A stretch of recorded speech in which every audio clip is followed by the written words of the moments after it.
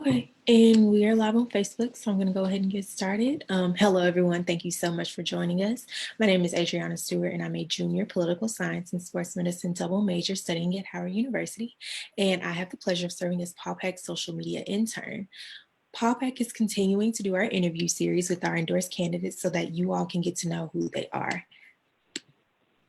Today, I have the pleasure of interviewing District 32 State Representative candidate Ashley Hudson. Ashley, thank you so much for joining us today. Hi, thank you so much for having me here, and thanks to Paul Pack for inviting all of the candidates to come on and talk with you. I appreciate it. Of course. And we'll hop right into the questions. So, we're aware that you are running for the District 32 House Representative seat, but can you tell us who you are outside of politics? Sure, and I think that you see this often. I watched a few of your archived interviews, and so I think that a common thread that you see among a lot of the candidates that you're interviewing is the first thing we say is, I'm a mom. But I do find that that really does shape sort of the rest of the things that I do with my life. So I have 4 kids. My oldest is 12. Her name is Lucy. And then I have Sadie, who is 9, CJ, 7, and Abby brings up the rear at 5. I'm married to my husband, Cliff, and we have been married now for almost 14 years. And we live out here in West Little Rock and have lived out here in West Little Rock for almost our entire marriage. We started out in a little apartment off Sam Peck and had a brief foray into Kingwood in Midtown before we had so many kids we needed more space and had to move back out to West Little Rock. I'm an attorney. I graduated from Vanderbilt undergrad with a degree in political science and English lit, and then went on and got a master's in comparative politics and a law degree at the University of Arkansas at Fayetteville in '07. And I have practiced law since then. I started out doing pretty general litigation practice. I practiced with my dad, Chip Welch, who's now a judge, for the first 5 years that I practiced. And then I moved over to a law firm, a kind of bigger law firm, where I did litigation for a period of time, but now a lot of my work focuses on employment and healthcare regulatory work. Okay, well, that's amazing. I know you mentioned you're a mother, you're an attorney, but you're also an advocate for veterans and caregivers. Mm-hmm. And it just kind of shows that the job of making sure people's needs are taken care of and working to bring awareness and making sure things are better for others is nothing new to you. So knowing this, how did you know it was time to transition your work into something even bigger by, running for the 32nd representative seat? Well, so the thing of it is, like when I was growing up and through college and law school, I never would have considered myself a caregiver or a nurturer. To be honest, I'd never changed a diaper really before I had children. So I came into this whole gig pretty unequipped. But when I was in law school, Cliff deployed to Iraq. He was in Ramadi, Iraq in 2006. And I found myself for the first time starting to fill this role of trying to be an organizer and a nurturer for some of the other spouses and fiancés and significant others of the guys who were deployed with him in his unit. And we all sort of worked together to try to reassure each other that everything was okay, even while we were all freaking out. But that role sort of started to transition into a lot of my relationships with just friends and family and other parts of my life. So I started looking for different areas where I could contribute and try to provide sort of what I consider my experience in something that is a useful and effective way. So then when he came home, we had our oldest daughter, Lucy, in 2008. And I found myself in really uncertain territory again. And so I think that what a lot of women find when they become mothers is that they get used to taking care of others. It becomes sort of a second nature. And so as I took on that role of an actual caregiver to an infant and then another and another and another, the caregiving role sort of expanded for me more than I really expected it to. I was an only child growing up. But on another track, at that same time as we were building our young family, after my husband came home in 2006 when we were married, we discovered over the next couple of years that he came home with PTSD and TBI. And so we spent a few years trying to navigate those challenges and the healthcare system through the VA, and trying to make sure that we had an adequate diagnosis and treatment plans and medications. So all at once in this sort of young family stage of life, I was caregiving in a lot of different ways.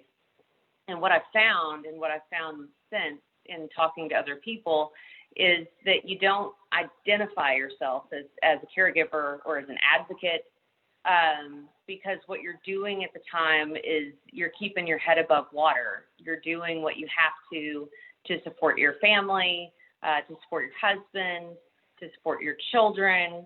And so you don't spend a lot of time putting labels on the types of support that you're giving. And so that's what we did for a long time. But as Cliff and I grew up together, and as our children started to grow up, I started to seek opportunities to use the skills that I had learned, not only in law school and in graduate school, but also through my own experience as a caregiver and as a mother in other arenas. And so that's when I started looking into other avenues where I could be useful on boards or volunteering.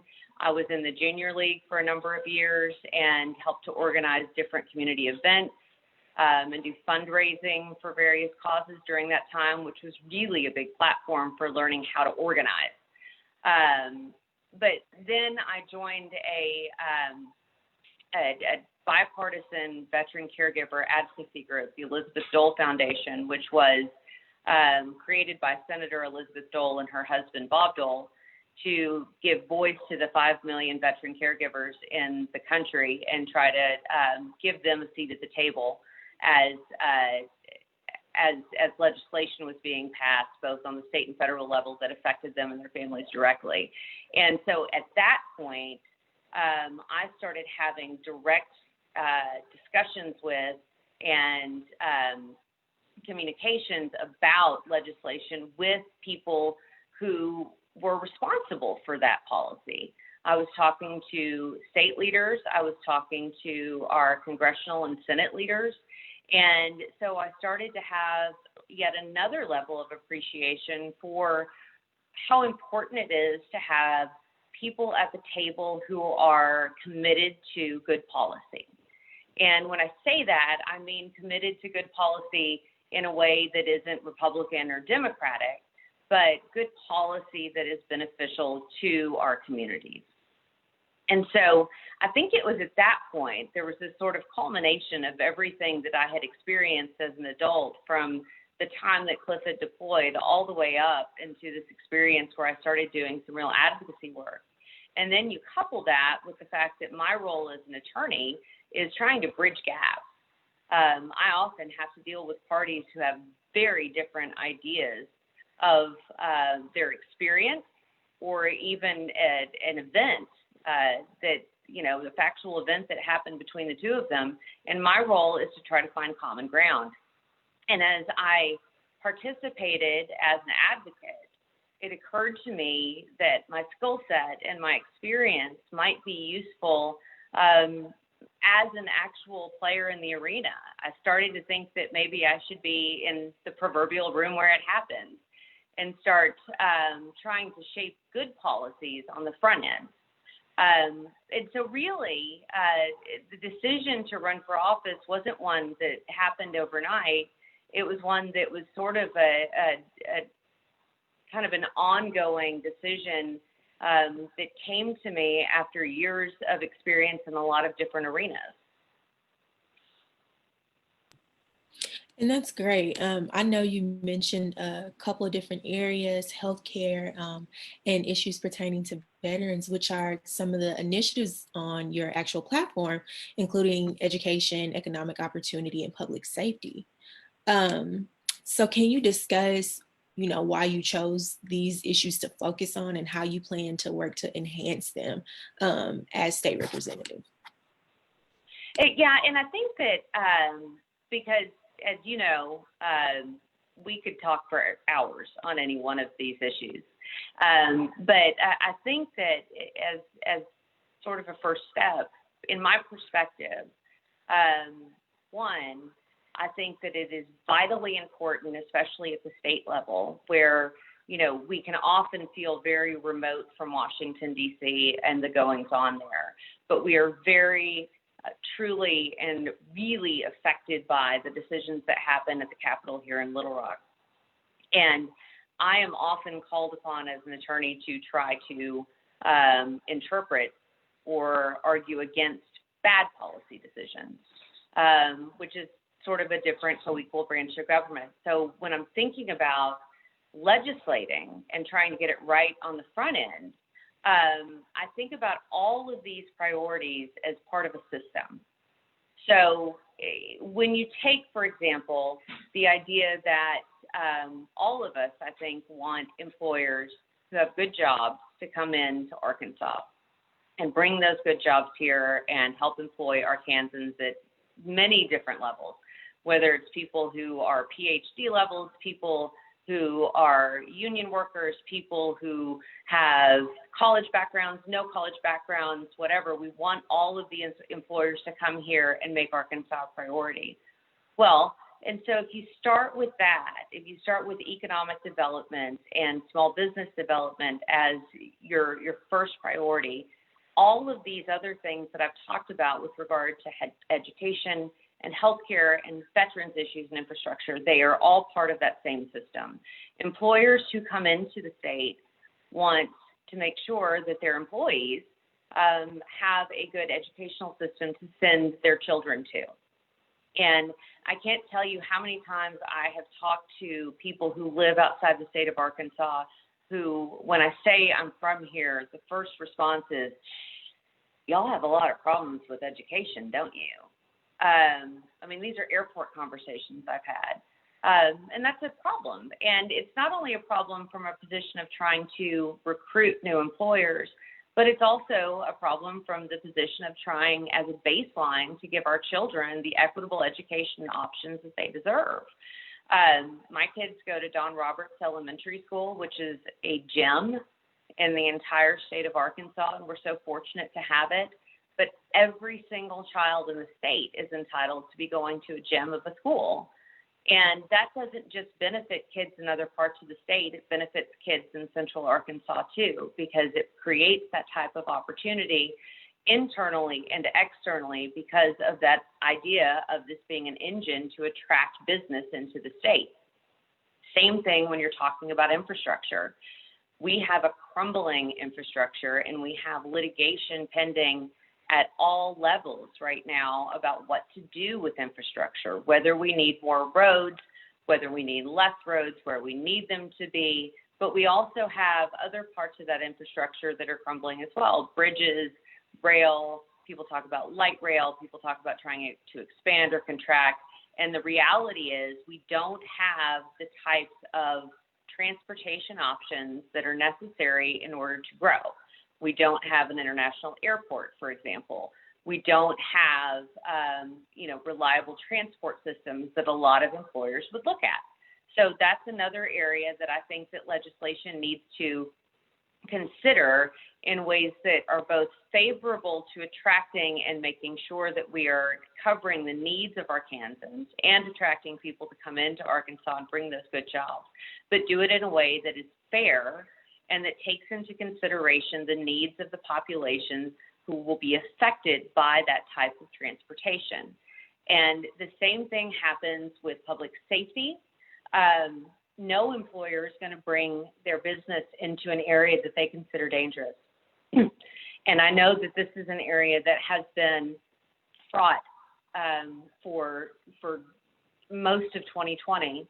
But has really been an area of concern for much longer than that. And so we need to quit looking at the public safety issue as something that we shouldn't discuss and talk about what it means to have community policing, to have safety covered for all communities, and what that looks like when you're talking about your population and your police force feeling safe. We need both.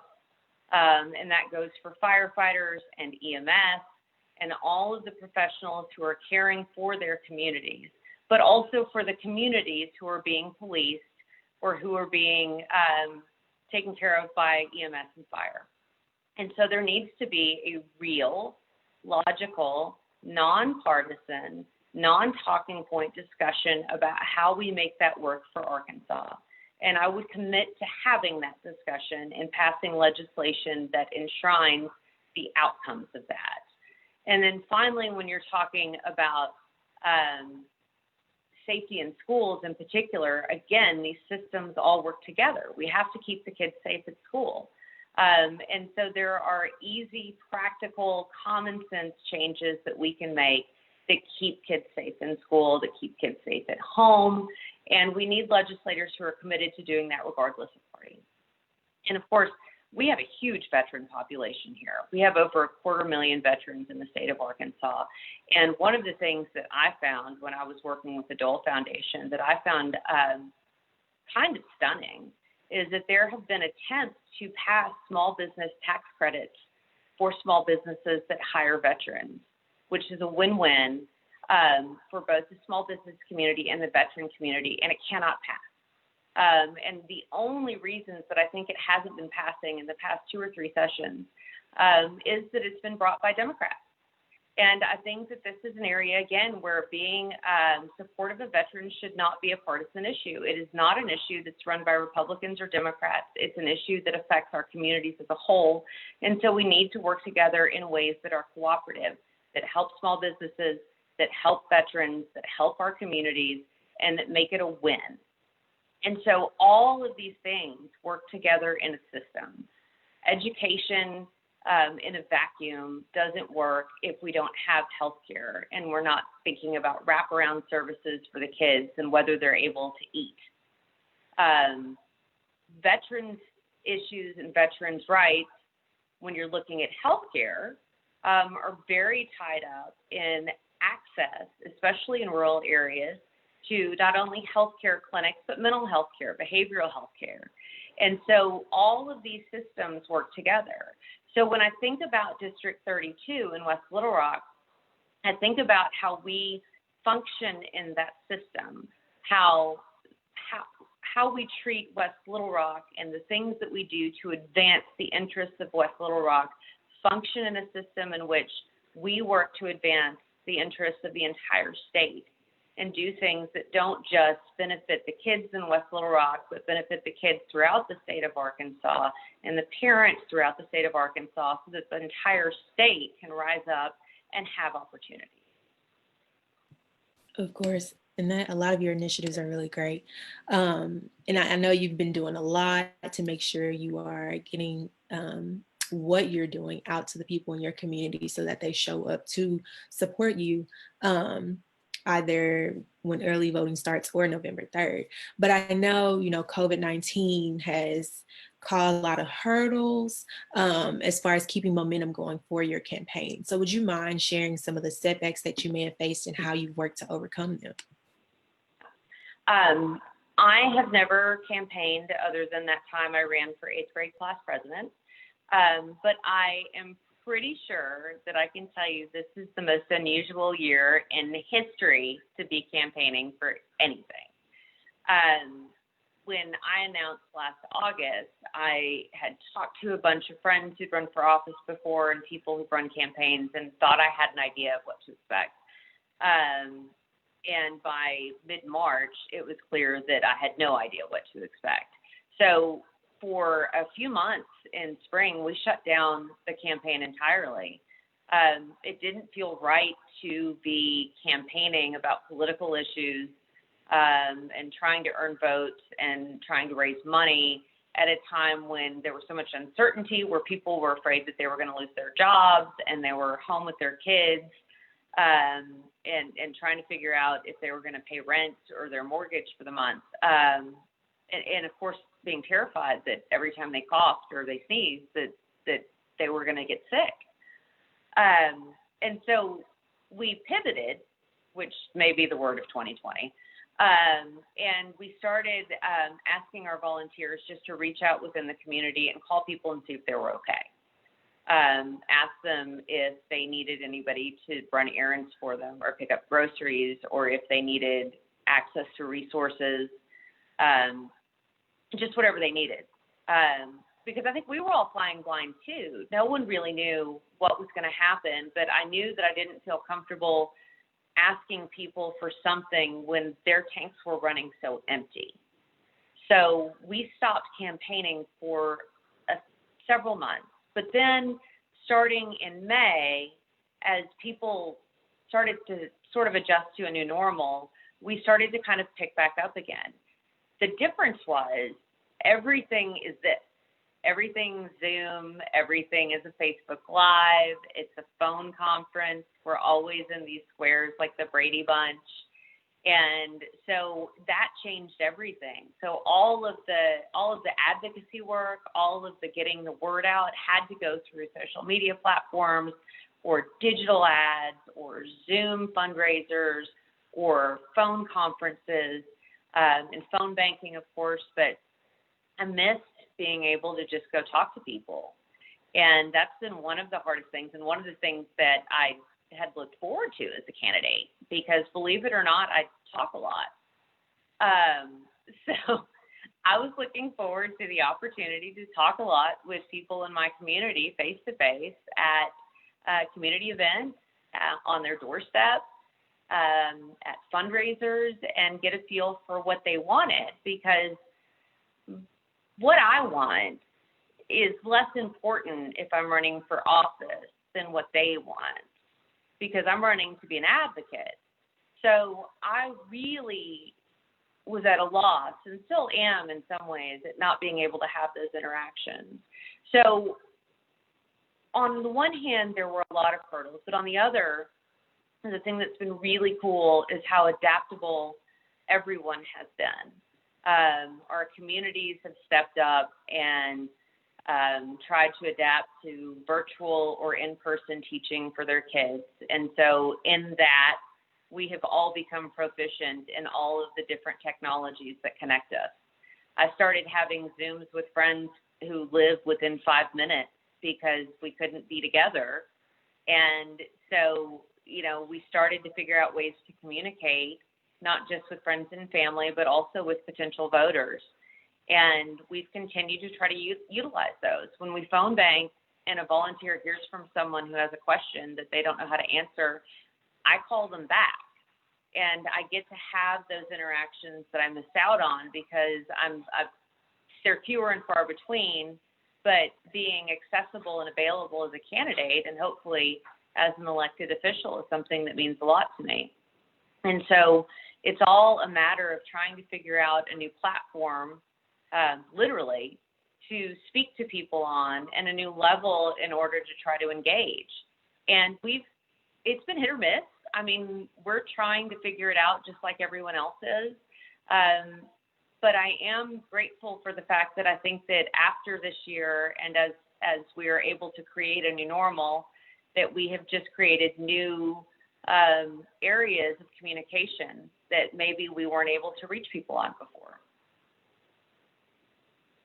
For sure. And it's good to see that you are still finding ways to interact with people in your district and members of your team, because it's still important. And right. I know it's been a challenge, but it's good to see the creativity and the drive and dedication to meet people where they are. And so I know we've touched on many different topics today, but is there anything else you would like to comment on or discuss before we hop off? Just one item that I think is really important. And we touched on it a little bit earlier, but I do want to mention it. And that is that I have come into this as a progressive woman, but as a Democrat in a state that has turned very red over the past few years. But I know probably more than anything, Arkansans are just really tired of the infighting and the speechifying and the things that don't get actual work done.